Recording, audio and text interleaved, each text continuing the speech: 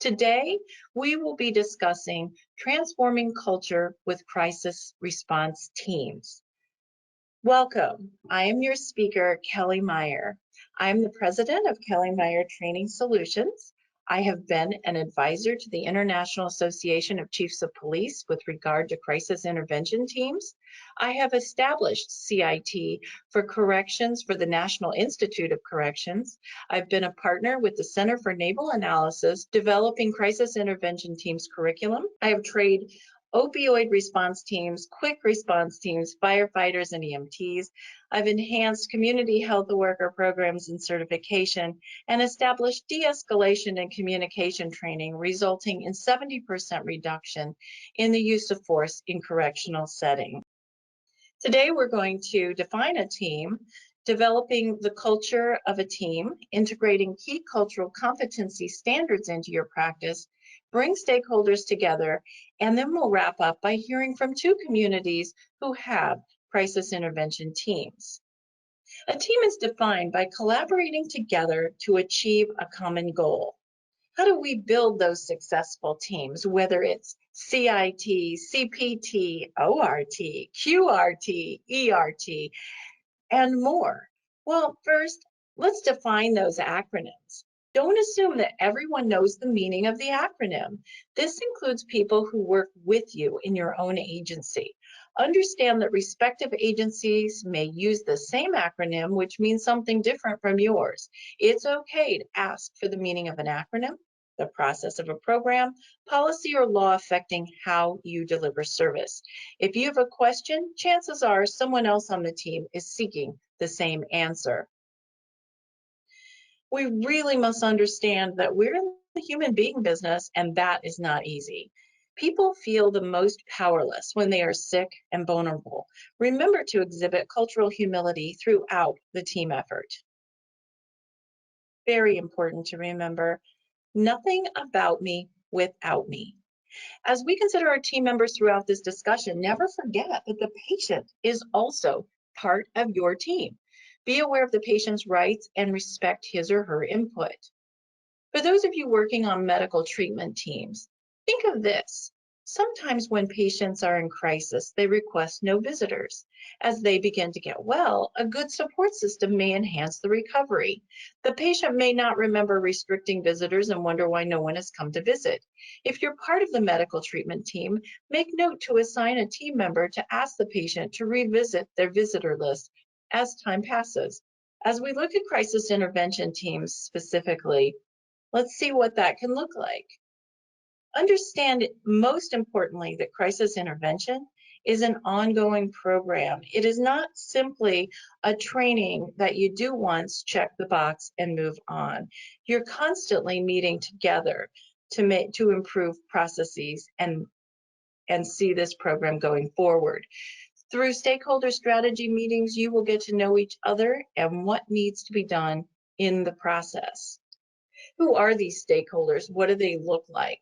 Well, they should include law enforcement, your police departments, your sheriff's departments, courts, judges, attorneys, mental health providers, 911 and call takers, the mayor's office, emergency rooms and crisis centers, advocacy groups and churches, substance abuse providers, key invested partners such as universities, and other stakeholders that are completely unique to your community.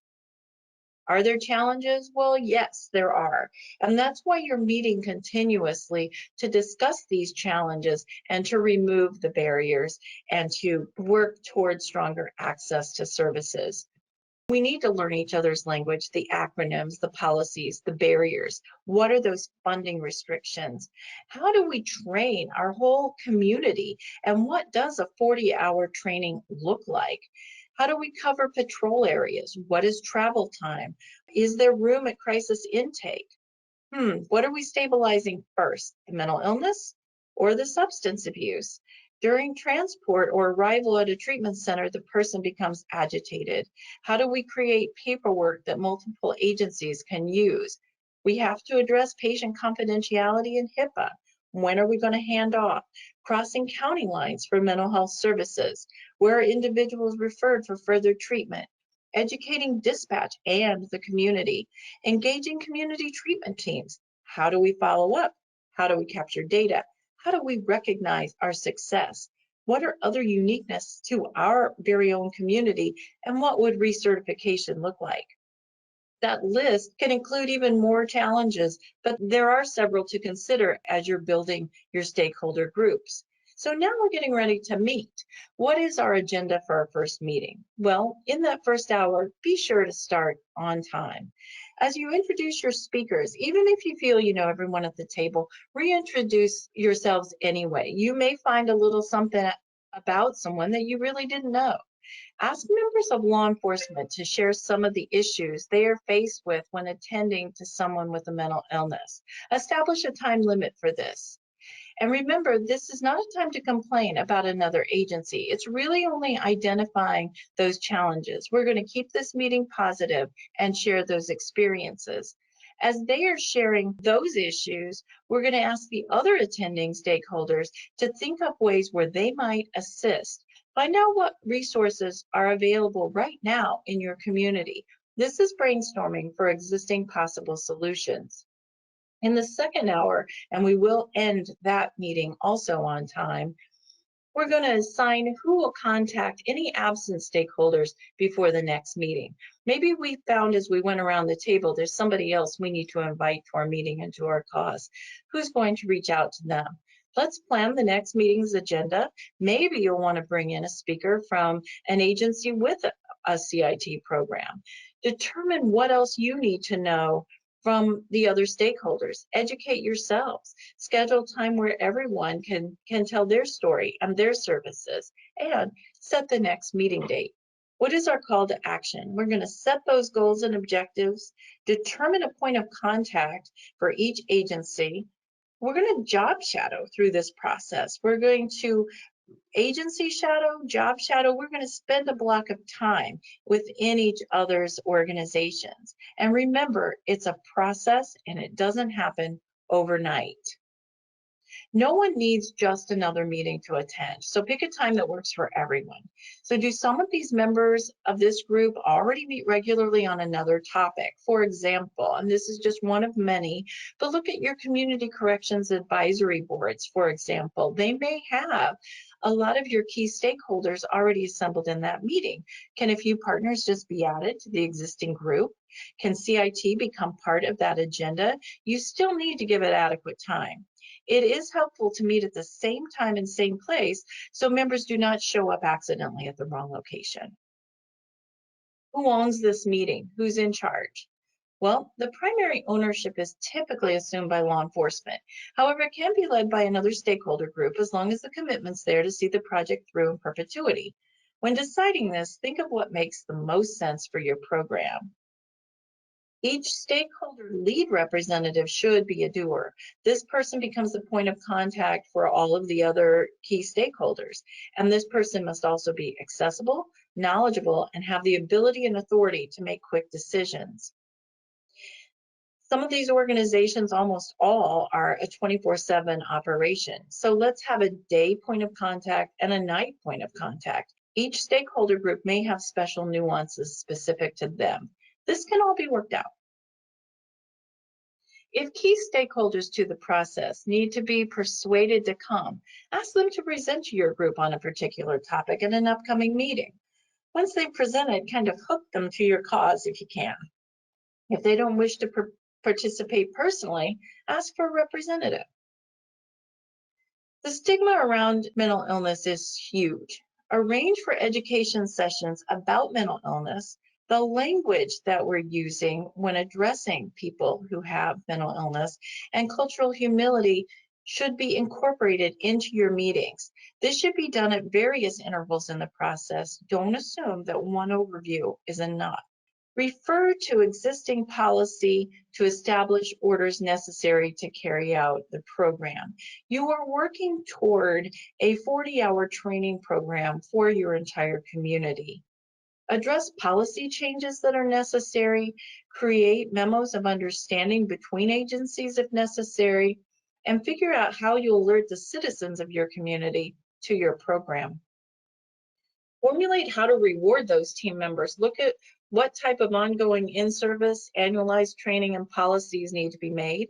As culture changes, the program will need to be modified or enhanced somewhat. The stakeholder group should be meeting regularly to address concerns, achievements, and new growth areas. Where crisis is prevented, analyze injury reports, assaults, and staff markups. You should see a decrease. Share all data you've accumulated with the other stakeholder groups. Identify resources and methods that improve working conditions for each group and the community. And identify those gaps in service. When you identify a gap in service in your community, you may be helping other areas of service delivery along the way. Identify and share new initiatives that have resulted because of this work together. It is okay to celebrate your good work. Let's hear from 2 crisis intervention teams in our state. Welcome, and welcome to our conversation about the Lago County Crisis Intervention Team Initiative. My name is Jennifer Todd. I'm with Indiana State University. As we think about CIT work in our communities and preparing for crisis intervention, we do this in many ways. For example, we hold CIT trainings, we engage our community partners, and we just try to coordinate efforts to better serve our community members in situations of crisis intervention. Specifically, as we engage in CIT trainings, we are preparing our law enforcement officers to do many things. First of all, we want them to learn about those living with mental health issues or experiencing a behavioral health event. We also want our officers to consider culturally competent approaches during crisis events. We encourage them to consider the question, what might work best for this person and their lived experience based on officer training and policies. We also would like our officers during training to connect with behavioral health providers in the community to share information and experiences. Another aspect of training is that we want them to learn directly from people in the community who have a lived experience. This specifically addresses their own cultural competency in dealing with people in the community experiencing a mental health event. As we consider crisis intervention team objectives, there are several things we want to accomplish. We want to enhance relationships among several entities. This includes law enforcement, first responders, mental health professionals, and community members. Another objective that CIT in Lago County hopes to accomplish is to present information on various mental health disorders to foster awareness, enhance perspective of those living with a mental health diagnosis and/or addiction. Another objective involves offering approaches that may be utilized when interacting with someone who's presenting with mental illness and/or addiction.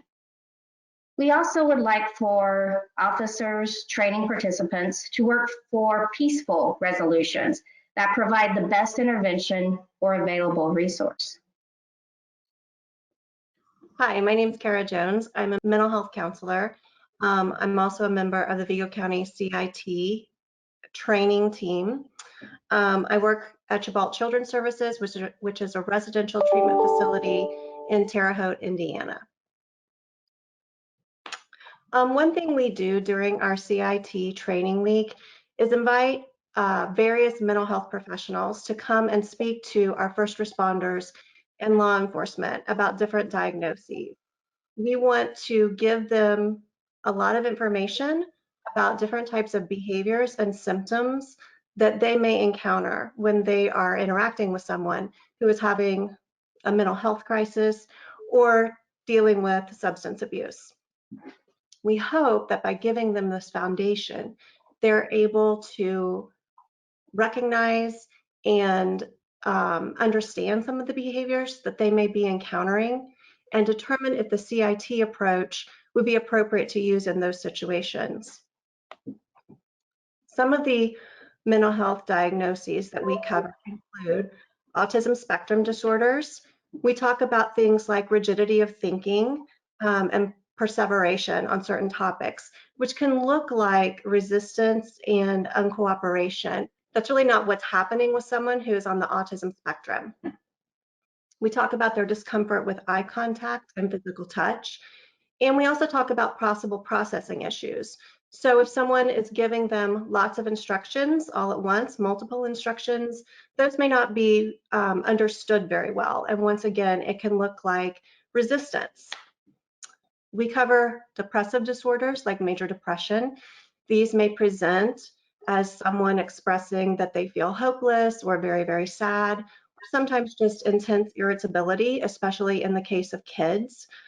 People with depression may have lost interest in their own self-care, and they may or may not express suicidal ideations. We cover psychotic disorders such as schizophrenia and bipolar disorder. We talk a lot about how to approach hallucinations and delusions. We do a empathy building activity with the officers where they wear headphones and hear an auditory hallucination speaking to them, while another officer, their partner, is also speaking to them and just sort of giving them a rundown of what their day was like. They're trying to focus on what that officer is saying while also having this auditory hallucination going on in their ear. So it really gives them a firsthand perspective of what it's like when someone is experiencing auditory hallucinations. We cover trauma-related disorders like PTSD. People who they encounter may be triggered and may be in that fight, flight, or freeze mode. Again, that can look like resistance, but they're really not capable of making rational decisions at that point. For kids, they may look like they're very emotionally dysregulated. They may be experiencing a lot of behavior problems. Of course, we address substance abuse disorders and how substance abuse can complicate the presentation of mental illness. Also increases the likelihood of someone being taken advantage of or victimized. And we cover dementia and how people who are dealing with dementia may be agitated, may be uncooperative, also may exhibit that rigidity of thinking, and may be living in the past. Trauma is something we go into quite a bit as well. We talk about trauma being pervasive and very personal to the individual. So what is traumatic for one person may not be traumatic for another. Traumas may be limited to a single event like a house fire or a car accident. But usually for people who are living with mental illness and addiction, they've experienced multiple traumas over the course of their life, and those traumas have compounded over time. It's also very likely that they will continue to be exposed to traumatic events throughout their lifetime. We discuss what complex trauma is, and that's when it's connected to people who are supposed to be our caretakers, such as our parents, and that can make the response more complicated. The trauma impacts the structure, chemistry, and functioning of the brain. And so someone who is experiencing a trauma reaction may not be capable of thinking logically in that time frame. Trauma reminders may include people in authority, certain environments, scents, sounds, and tactile sensations, or they may also be internal to the person, so it's difficult to recognize.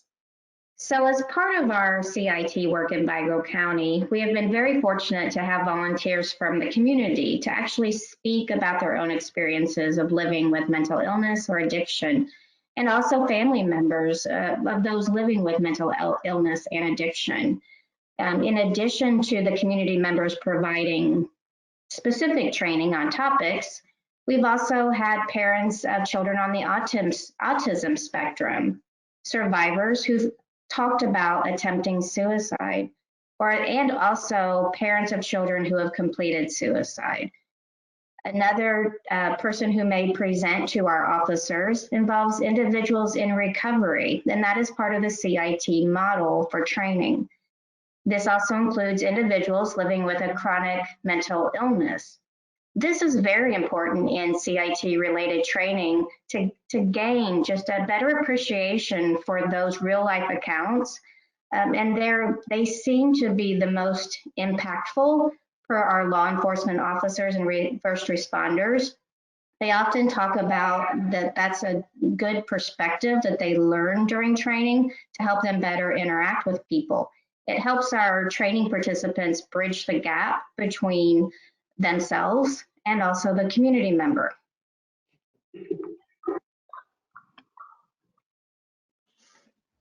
Hello, my name is Detective Sergeant Neil Palmer. I work for Indiana State University Police Department, and I went through the CIT program in Lago County 5 years ago during the initial phase.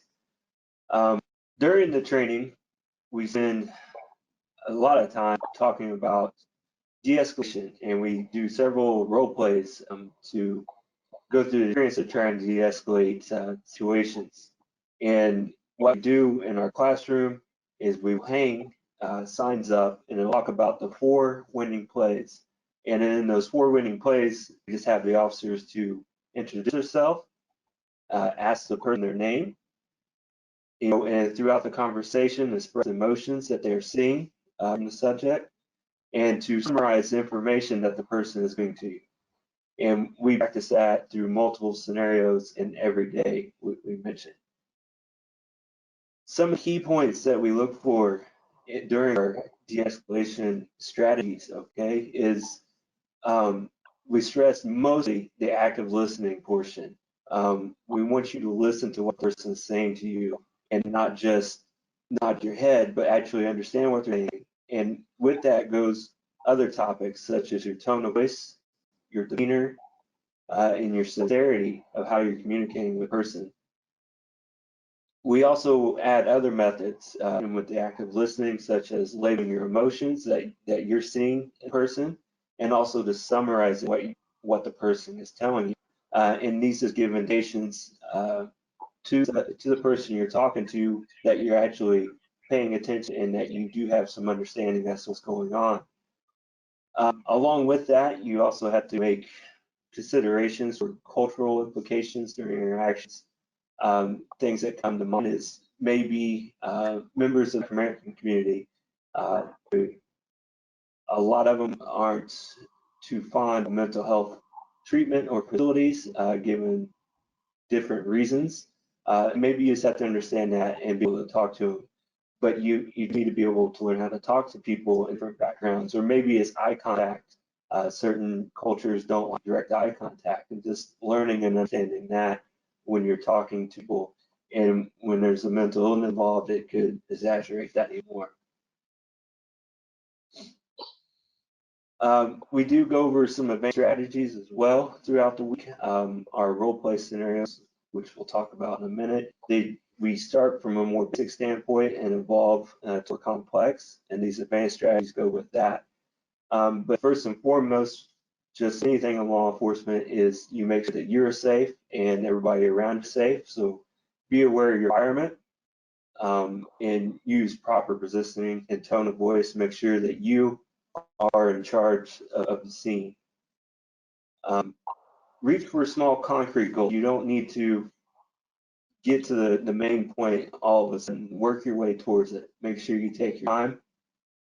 And assume the person has, a real concern, even if it might seem trivial to you, it's probably pretty major to them. So talk to them about it and try to work through it. Meet reasonable demands when possible. Reduce anxiety and stimuli. If they're overstimulated, try to remove the stimulation, such as flashing lights or maybe too many people, loud sounds. Escalate others on the scene. Provide information support for appropriate choices, and remember the conductor of the scene. The reason for all of this is to make sure that officers have more tools in their tool belts to handle a situation. Unfortunately, officers to go into a situation, maybe it gets out of control or something happens, and they resort to doing the same thing over and over again, and that could be just yelling or resulting or using a less lethal device.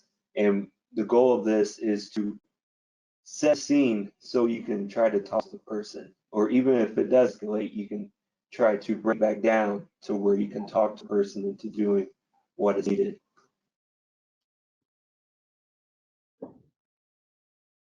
As we talk about our CIT specific training that we have offered in Lago County, one of the things we have definitely learned through this process is that diversity and relativity is very important to the participants.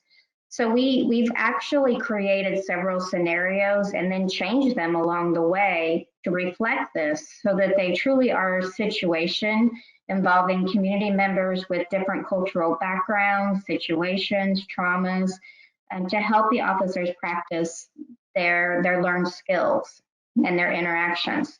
So some examples include an older adult with dementia who is wandering and how to approach that situation.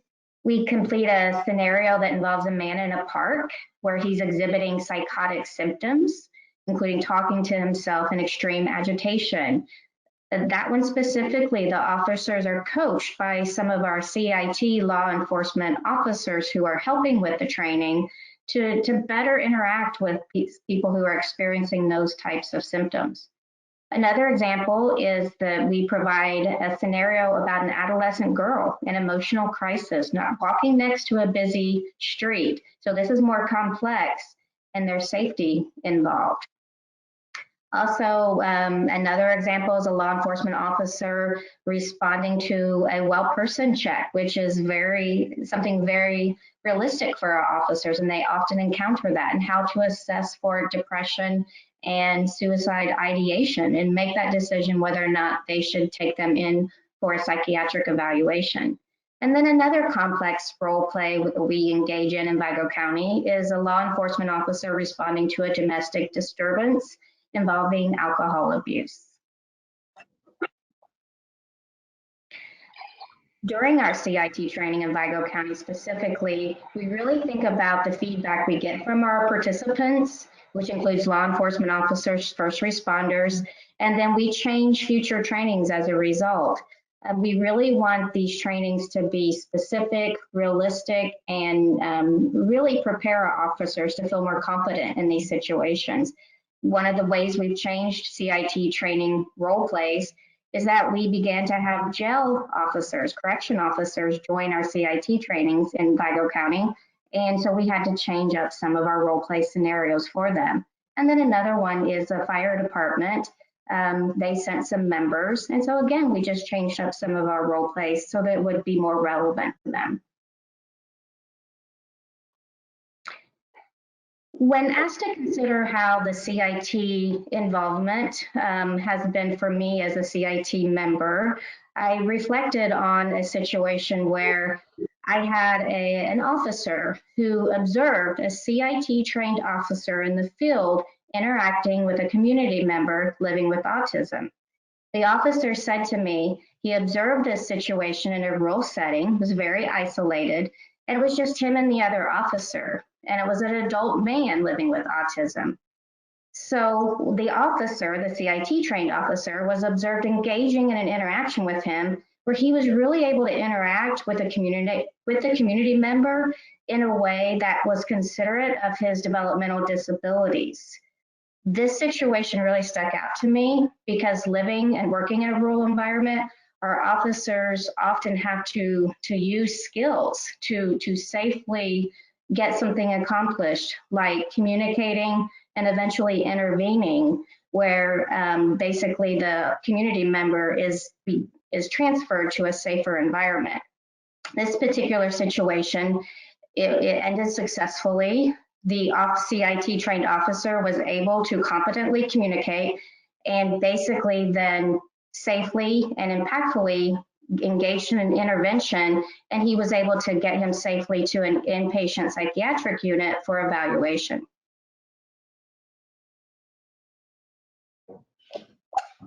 The personal experience that I've had when working as part of the CIT training occurred during one of the weeks that we were training officers.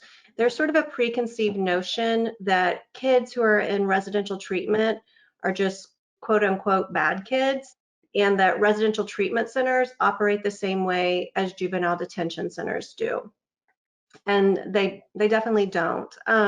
CIT has helped provide education about what residential treatment centers are, what they can and cannot do, as well as shed light on the impact of trauma on youth. So once again, giving a different perspective to troubled kids. The result that came out of that was better interactions between law enforcement officers when they respond to crises on our campus. Sometimes we have to contact them. So there's been better interaction between law enforcement and the staff that they encounter, and then also better interaction with how law enforcement respond to the youth. I think that they've been more compassionate and more patient after having gone through the training and having more understanding about the kind of youth that we're working with and what they've experienced. The scenario of that adolescent girl in crisis is actually based on a real life situation that occurred on our campus. Law enforcement had to respond. So participating in this role play in the training gives them an opportunity to rehearse a situation that really has occurred with a different approach and possibly a different end result.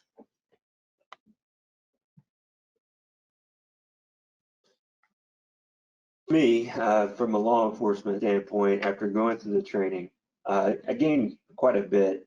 But personally, I think it gives officers the confidence to know how to effectively interact with a person experiencing a mental health crisis in various situations, whether it be a low stress environment and living with a person, or if it comes to high stress environment. And the knowledge that you gain and experience that you gain from going through the training and linking it up maybe with a low stress environment allows you to do and handle crisis in a high stress environment as well. For me, low stress environment came, maybe a month or two after going through the initial training, coming into the front office of my work, where there's some business where traffic and parking is done, and just meeting a kid, and he seemed like he was lost, and I talked to him, and he seemed confused, and I asked him if he's okay, and he just kind of mumbled and walked away. And about an hour later, we got a call to the student rec center, and when I arrived to the call, it was the student again. He had lost his belongings and was accused of taking his items. And when I talked to him, he still seemed kind of confused, and I just simply talking to him and asking him if he's okay, and he wouldn't admit that something was wrong. He said he was okay. Ended up taking his report, but at the end of that, just gave him my business card and said, if you need to talk about something, feel free to call in and ask for me. I talked to the staff, kind of told them what's going on, and by the time I left the call and no sooner got out of the parking lot, I was called back there because the student itself had called and wanted to speak to me again. And when I came back, we just went to a more secluded area in an office, sat down for a few minutes and talked. And, I kind of just asked him what was going on and walked him through things. And for him, he couldn't tell what was going on, but he knew something was off. And just through the interactions with him, I was able to convince him, to go seek some mental health treatment at a hospital. I didn't have to immediate attention to him or anything like that. It was purely just talking to go get some help. And he agreed to it. And then a few months later, at an event, the student sees me again and he comes up and he thanks me. And he appreciated, just getting the help. And, he told me he didn't realize what was going on. And without, me approaching him, just, talking a little bit, he probably wouldn't have gotten any assistance with it. In terms of a high stress event, for me personally, I've had a couple. One of the first ones was a person wanting to commit suicide by jumping off top of a building. It was at a parking garage. The person decided to ride a bus to the bus terminal, which is located at a parking garage, and threatened to jump off. And that had been about 5 or 6 stories. And when I arrived, the person was pretty emotional, definitely distraught. And I was just able to talk to the person and get them to calm down.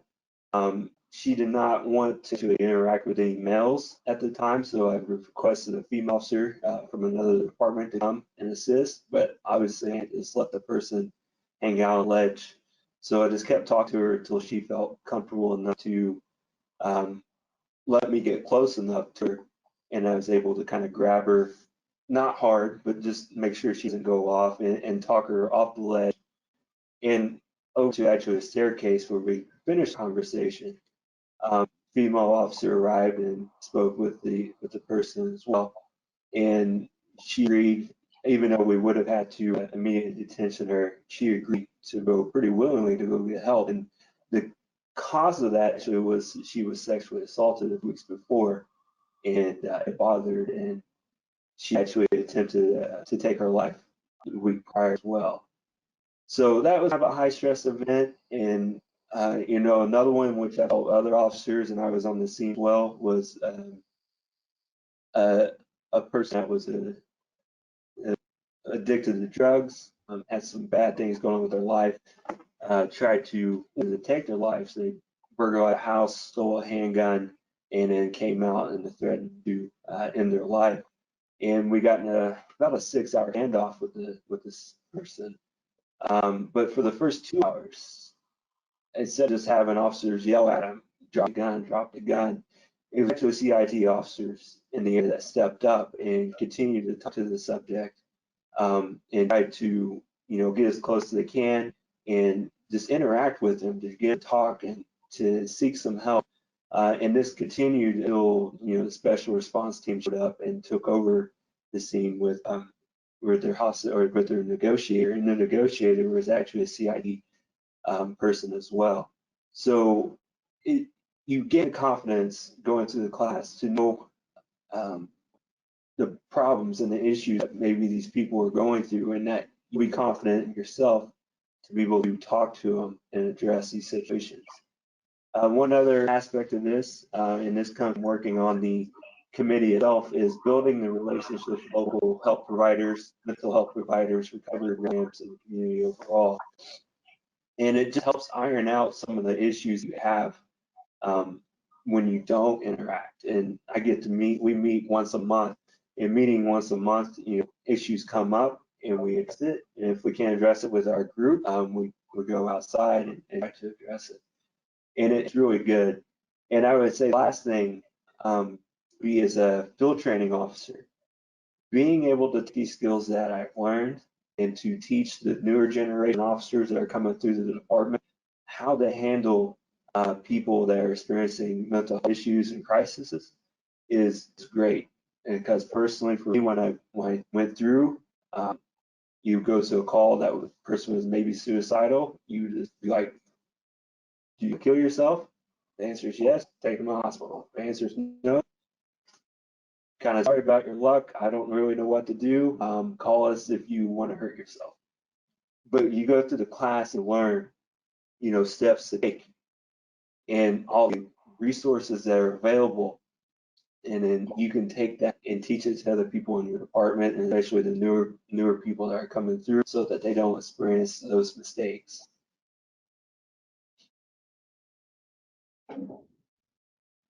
One thing we do know in Lago County is that CIT training and just the CIT approach, it's a culturally competent approach. And as we've given you examples of our experiences, we know it works, and we will continue to do this in Lago County.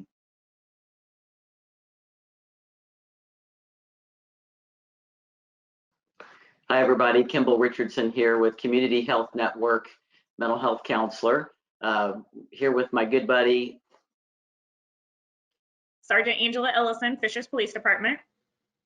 And we're going to be talking with you about cultural competency, specifically within the crisis intervention teams that we're both on together in Hamilton County, Indiana. So I've been in law enforcement for almost 25 years with the Fishers Police Department, and grew up in this area just outside of Fishers, and have been working patrol for that entire time, and have been a supervisor for 20 years. And I head up our Hamilton County CIT program, as well as our CISM Critical Incident Stress Management program. Thank you, Angela. Kimball Richardson again. I've born and raised Hoosier, and my entire career has been in crisis intervention in one aspect or another. when I got my first professional job in the late 1980s, I really didn't have any really much knowledge of first responder culture, especially not in the police and law enforcement side. I don't have any family members that were in that profession, and I didn't understand it much other than I was just brought up to be respectful of law enforcement. And then when I started working in the emergency department at Wishart Hospital, downtown Indianapolis, I came into contact with law enforcement professionals every day.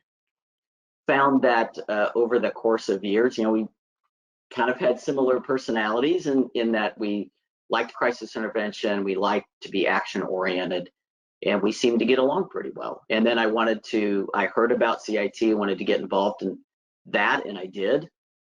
And then that's how Angela and I actually met. Yeah, there was about 4 of us from our department that kept hearing about this CIT program, and others had been to it and were talking it up. So we thought, well, let's check it out. And 4 of us went to a neighboring county to take the training. And I'll be honest, the first couple of days I thought, what am I doing here? I'm gonna have to hurt the person that sent me to this. This has nothing to do with my job. I'm a police officer. Mental health is it's just not my purview. By day 3, I thought, oh my gosh, this is the best training I've ever been to. It really is important, and it really does mirror what we do almost on a daily basis in patrol. So as it went on, I just was so impressed by the training and the material. And when Kimball spoke, he spoke on suicide prevention. I think he probably did several modules that week, but particularly the suicide prevention was kind of near and dear to my heart. And so we met at the end of the week, and I just wanted to get to know him and thank him for his presentation. And I think the first thing he said to me was, I've always wanted to be a police officer. And he's probably looked exactly like he does now with his bow tie. And but that really began our relationship, and that was, oh my gosh, 11 or 12 years ago, actually. And then he became part of our CISM program, and he's the mental health support for our team. And then we developed, at some point around that time, we developed the Hamilton County CIT committee, and he represented one of the hospitals in mental health. So we've known each other for quite a long time. And even though we have different professions, we realize so many of the similarities that we have. And even that, we had to work pretty hard on our committee, professionally, personally, to get a better understanding of each other. And what did we do to do that? Let me show you some of the things that we did. First of all, so it's funny, you look at this picture, and it's, as a woman in law enforcement, one of the first things I noticed was, hey, there are no women in these pictures. And the picture with the guys in SWAT gear, gearing up for whatever's happening, and obviously you've got a graduation ceremony there, probably brand new officers, and what I like to think is the command staff down there on the left getting ready to go to lunch, but no women.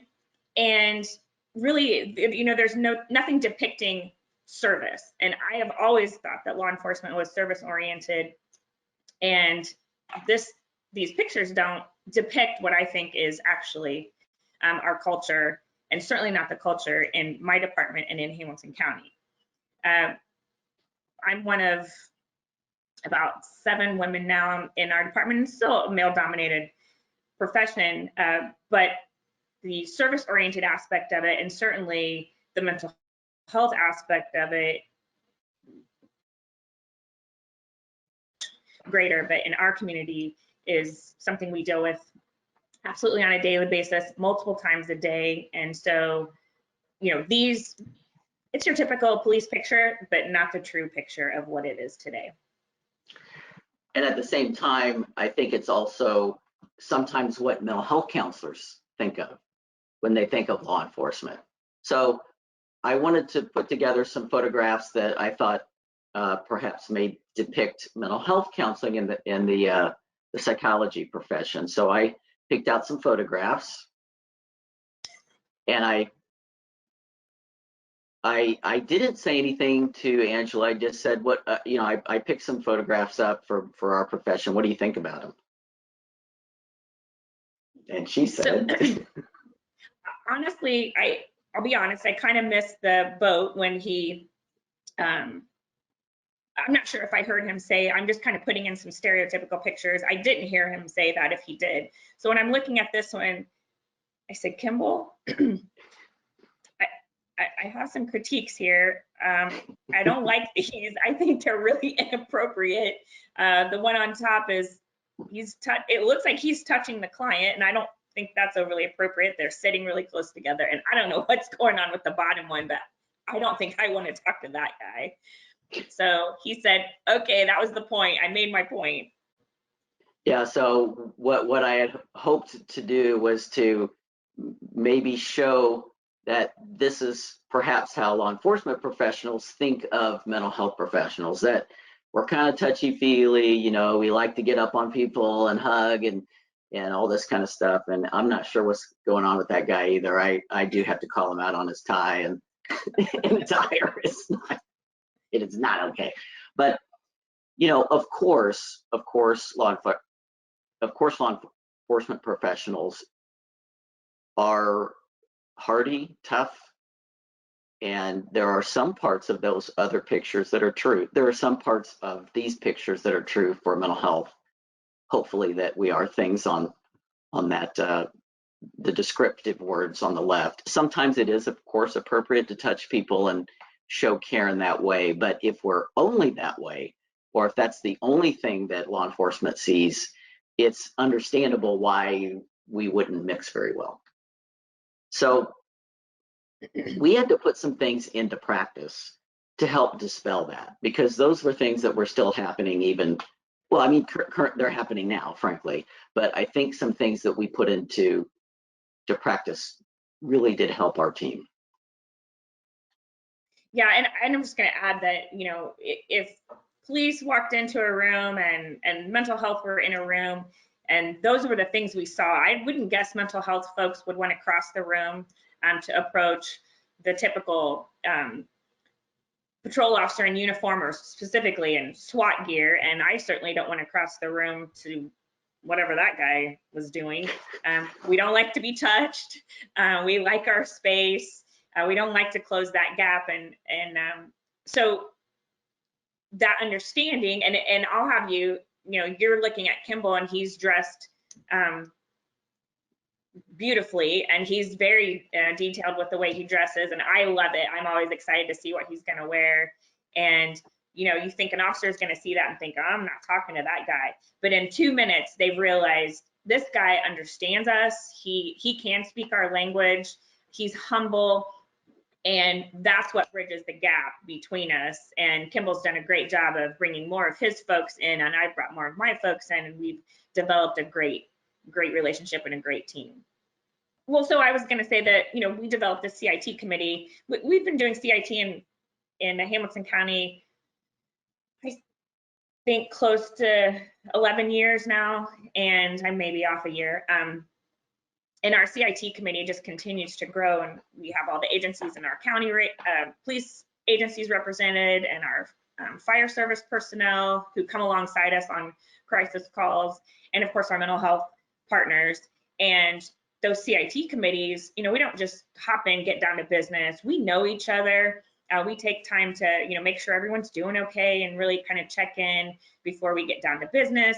And no feelings are ever hurt. We built enough of a relationship that if one of us is having an issue, hey, it seems like the officers are kind of responding in this way, and they bring that up, and we can talk about that. And I say, I've kind of had some trouble hearing about officers trying to get a hold of mental health, and what those reactions are, and we lay that all out on the table. No feelings are hurt, like I said, and we are able to push forward and have progress.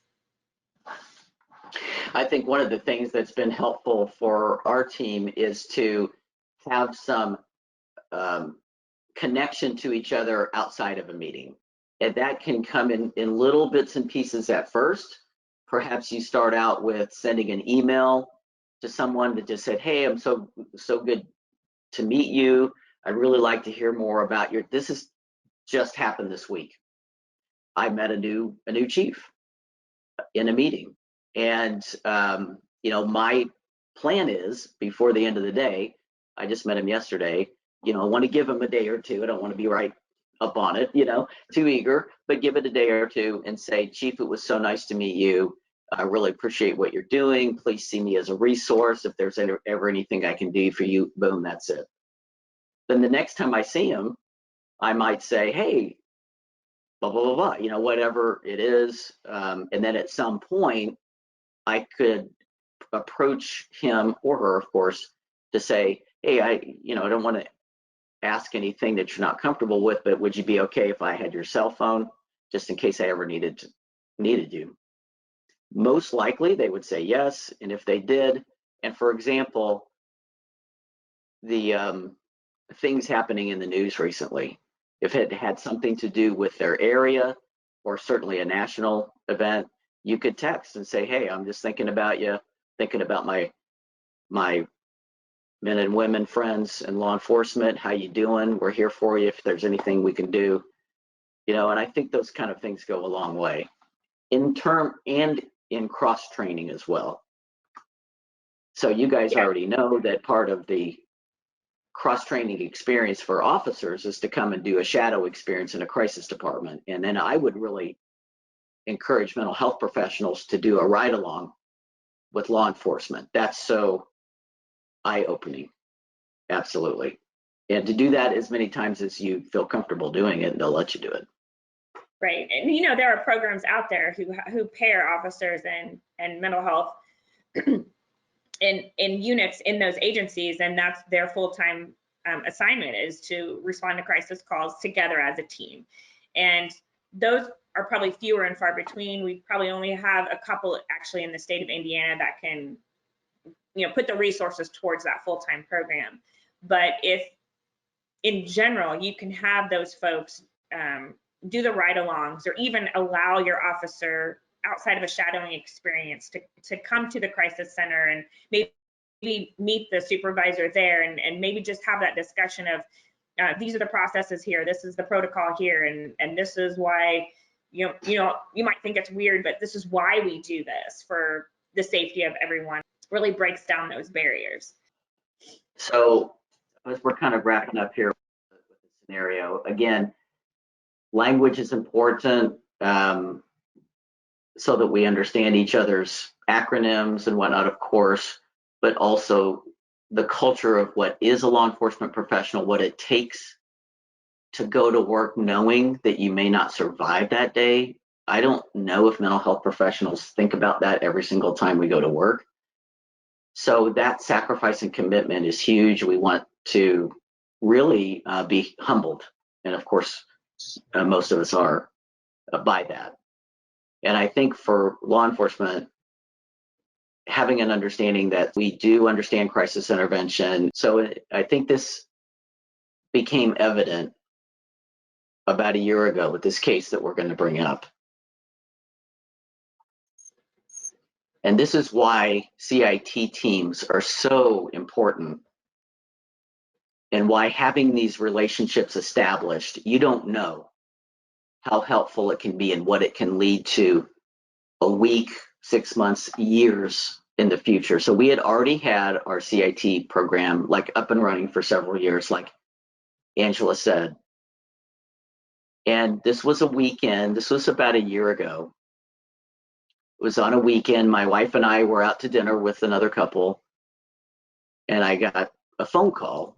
And like most crisis intervention people, I always check my phone. It's hard to put my phone down. And I noticed that it said it was a police officer number. So I answered it, and they said, "This is Officer so-and-so. I'm with the SWAT team, and we're in a negotiation. We think we're going to have to bring this person in for psychiatric evaluation, and I was told to contact you." and see what we need to do about it. And so we're going to have to put this person on immediate detention. And they shared the scene. And then the last thing they said, and this is another fellow officer from our own department. Now, it wasn't with a Hamilton County department, another one. And go ahead, Angela. And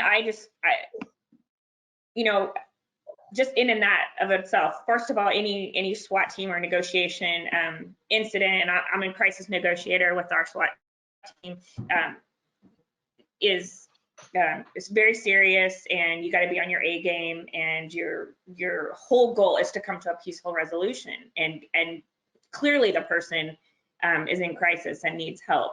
And when it's one of your own, you know, that can be devastating. And so you want to make sure you're doing what's best, because you probably know that person personally, you probably know their family, and having to call mental health that's a punch in the gut to the police when it's regarding one of your own, because you know that doesn't happen to us, right? We can take anything, we're tough, we're bulletproof, mentally as well, and obviously that's not the case, and things do happen. So for that SWAT team commander to have to call Kimball and basically air his dirty laundry with what's going on with his officer would have taken a great deal of trust to pass on that information to Kimball.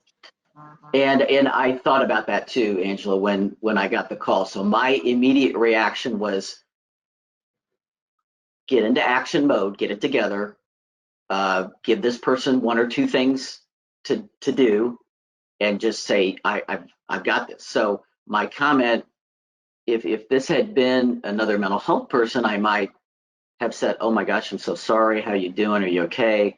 In this case, I didn't do any of that. I just said, thank you for calling, I've got this, I will help you, I'll make the necessary calls, we'll get your officer in, we'll do an evaluation. And I said these words, we are going to roll out the red carpet for you guys, and we will take care of you. And that doesn't necessarily mean that I'm saying what the disposition is going to be. It just so happened that the officer was in quite a bit of distress and did get admitted to the hospital for care. But you know, I think sometimes mental health professionals don't understand what does it mean for an officer to call mental health. What does it mean to give up your service weapon? What does it mean to come in, and especially to a psychiatric evaluation center, and not have your buddies around? So I was telling our crisis people, you're going to let this officer be with his buddies, and you're going to let at least one person come back with him. And we're getting better to understand that culture now and let those things happen. And especially knowing when they arrive on the scene, we know you're coming. We know you're coming. We're greeting you. Thank you for being here. We will take care of you. We'll do whatever we can to make this work out for everybody. So this is on a weekend. This is a tense situation. I was able to call Angela. I was able to call our other mental health providers in the area. We got everything coordinated within about 20 minutes. And this, of course, the standoff had already been happening for several hours by that time, but it was a peaceful, safe resolution. But that wouldn't have happened without the trust and the relationship building and understanding all those things behind the scenes. So I was just so thankful and honored to be of assistance that day. Yeah, and that it just goes to show the culture in general of society, how we're, you know, how police do understand the need for mental health care, and building those relationships with mental health who are understanding our culture.